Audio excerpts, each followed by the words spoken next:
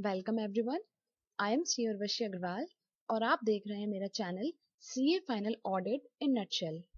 आज का हमारा टॉपिक है एसिड 200। इसको स्टार्ट करने से पहले मैं आप सबको बता दूं, ये मेरा फर्स्ट वीडियो है। आगे आने वाले जितने भी वीडियोस हैं वो ऑडिट का फुल सिलेबस कवर करेंगे। चलिए स्टार्ट करते हैं। सबसे पहले आता है ओवरऑल ऑब्जेक्टिव। ऑडिटर का क्या ऑब्जेक्टिव है? To obtain reasonable assurance, to determine clear written expression of opinion on true and fair view of financial statements, whether financial statements as a whole are free from material misstatements. Auditor का main objective होता है to express an opinion, एक opinion देना किस पर? कि जो financial statements हैं वो एक true and fair view present कर रहे हैं, क्या उसमें कहीं कोई मटेरियल मिस स्टेटमेंट तो नहीं है, कोई एरर, कोई फ्रॉड तो नहीं है, राइट? तो ये ओपिनियन फ्रेम करने के लिए वो चेकिंग करके एक रीजनेबल एश्योरेंस पे पहुंचता है, रिकॉर्ड्स को एग्जामिन करके एक रीजनेबल एश्योरेंस ऑब्टेन करता है एंड देन उस एश्योरेंस से वो अपनी ओपिनियन को फ्रेम करता है कि financial statements true and fair view present कर रहे हैं और उनमें कोई मटेरियल स्टेटमेंट्स तो नहीं है। ओके, नाउ हमने इस एस्से को एक कीवर्ड दिया है रिपेयर्स। इससे आपको हमेशा ये फिंगर टिप्स पे रहेगा कि इस एस्से में क्या क्या पॉइंट्स हैं। R for responsibility, E for ethical requirements, P for professional scepticism, A for audit evidence, I for inherent limitations, R for risks and S for scope of audit. इसमें सबसे पहले आता है responsibility for financial statements. Financial statements की responsibility किसकी है? देखिए, management की रिस्पॉन्सिबिलिटी है to prepare as per applicable FRF. जो एप्लीकेबल फाइनेंशियल रिपोर्टिंग फ्रेमवर्क है उसके हिसाब से फाइनेंशियल स्टेटमेंट्स को प्रिपेयर करने की जो रिस्पॉन्सिबिलिटी है, primary responsibility is of management की है। ऑडिटर की रिस्पॉन्सिबिलिटी क्या है? To express an opinion. एक ओपिनियन ऑडिटर को एक्सप्रेस करनी है, सिर्फ ऑडिटर की यही रिस्पॉन्सिबिलिटी है। Now ethical requirements. Ethical requirements क्या है? इसको हमने एक छोटा सा कीवर्ड दिया है डिस्को, इससे आपको याद रहेगा कि इसमें क्या क्या पॉइंट्स हैं। First, documentation. Maintain working papers. जितना भी काम आपको करना है, जो भी काम करना है, सब डॉक्यूमेंट करना है, सब आपको पेपर्स बनाने हैं, सब नोट डाउन करना है जो भी आपने वर्किंग की है। Second is integrity, objectivity and independence. Integrity, objectivity and independence maintain रखनी है। मीन्स ऑडिटर ऑनेस्ट होना चाहिए, बायस नहीं होना चाहिए, ऑर्गेनाइजेशन में उसका कोई भी इंटरेस्ट नहीं होना चाहिए, इंडिपेंडेंटली वो वर्क करे, whether physically whether by mentally by mind, दोनों तरह से वो इंडिपेंडेंट वर्क करे। Skills and competence. Skills and competence किसको कहते हैं? Experience, training and updation. आपकी जो एक्सपीरियंस है, जो ट्रेनिंग आपने की है और टिल डेट आप अपडेटेड हैं कि नहीं, ये बहुत मोस्ट इंपॉर्टेंट रिक्वायरमेंट है कि स्किल्स एंड कॉम्पिटेंस होना चाहिए।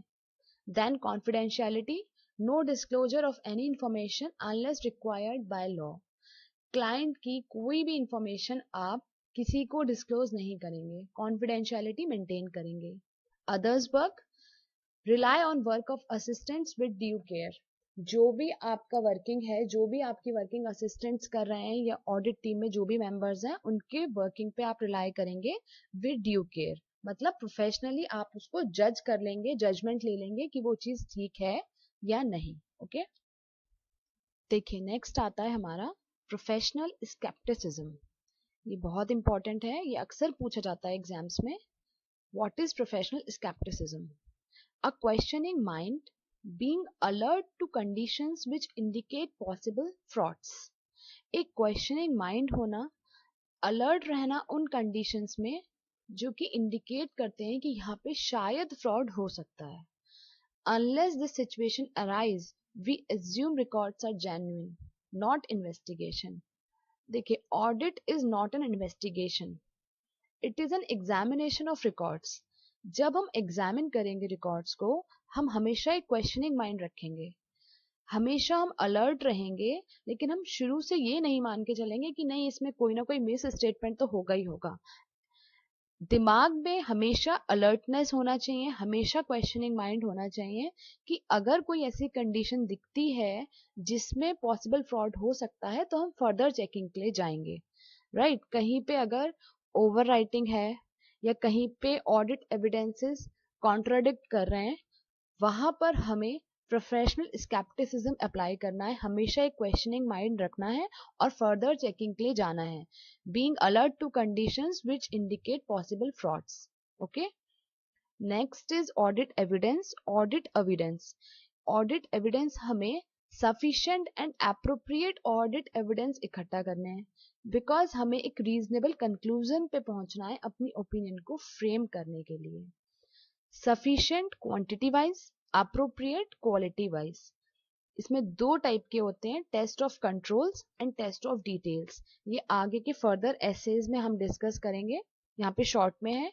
Test of controls is internal controls working effectively, कि हमारे जो आईसीज हैं ऑर्गेनाइजेशन में वो ठीक से काम कर रहे हैं कि नहीं कर रहे हैं। Second is test of details, accuracy and validity of the data by accounting system। जो भी accounting system हमें data दे रहा है वो accurate है कि नहीं है। ओके, अब यहाँ पे ऑडिट एविडेंसेस जो होते हैं उससे हम केवल एक रीजनेबल कंक्लूजन पे पहुंचते हैं।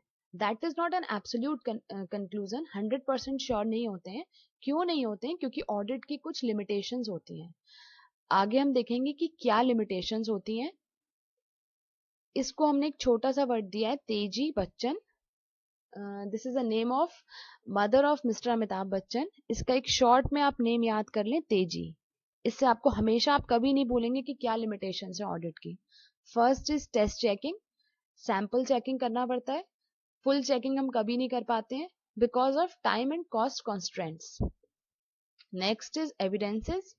एविडेंसेस क्या होता है, हम हमेशा उन पर कंप्लीटली रिलाई नहीं कर पाते हैं because not full information, intentionally whether और अनइंटेंशनली। हमेशा ऐसा नहीं होता है कि मैनेजमेंट हमें फुल इंफॉर्मेशन दे दे या हमें फुल इंफॉर्मेशन मिल जाए।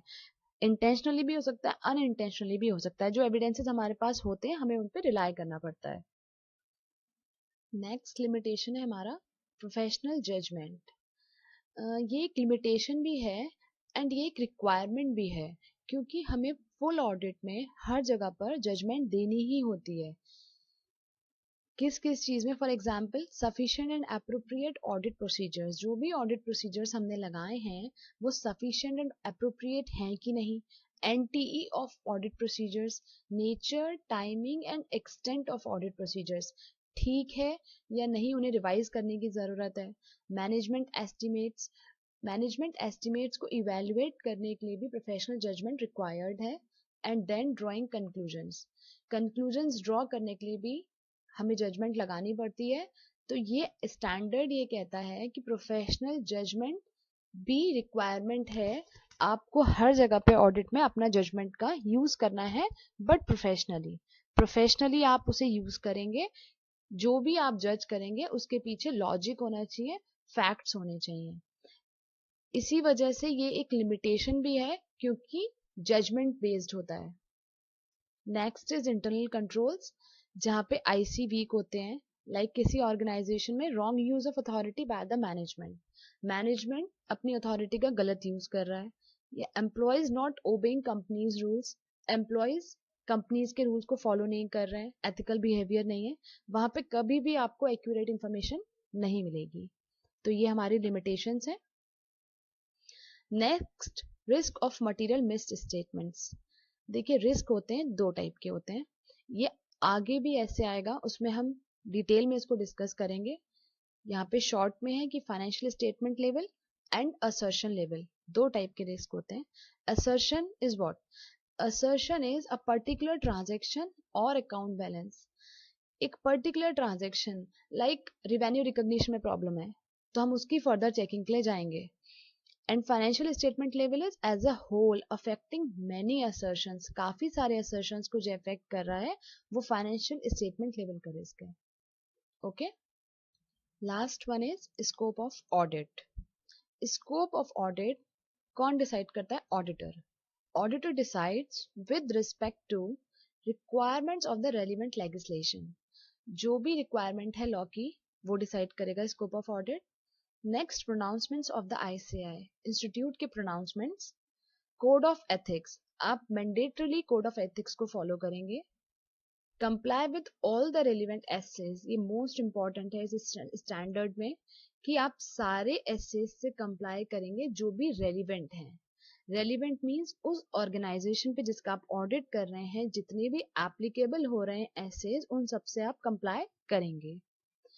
अगर आप नहीं कंप्लाई कर पाते हैं, कोई ऐसी कंडीशन है जिसकी वजह से आप एप्लीकेबल नहीं कर पा रहे हैं ऐसे को, you are failing to achieve that objective, तो अगर आप विड्रॉ कर सकते हैं आप विड्रॉ कर लीजिए। अगर विड्रॉ नहीं कर सकते हैं तो आप उसको रिपोर्ट कर दीजिए, ऑडिट रिपोर्ट में उस मैटर को रिपोर्ट कर दीजिए। Next is terms of engagement. Terms of engagement होता है between the auditor and the client, वो डिसाइड करेगा scope of audit, but terms of engagement can never supersede pronouncements of the ICAI. Okay. Now last is auditor's opinion does not assure the future viability of the entity nor efficiency and effectiveness of the management. Auditor का opinion ये assurance नहीं देता है कि entity का क्या future है और उसका management कितना effective है. Okay. ऑडिटर का ओपिनियन केवल expression of opinion on the financial statements है। ओके, इसी के साथ हमारा ये वीडियो खत्म होता है। आपके लिए यूजफुल रहा हो तो please like this video and subscribe my channel. Bye, take care.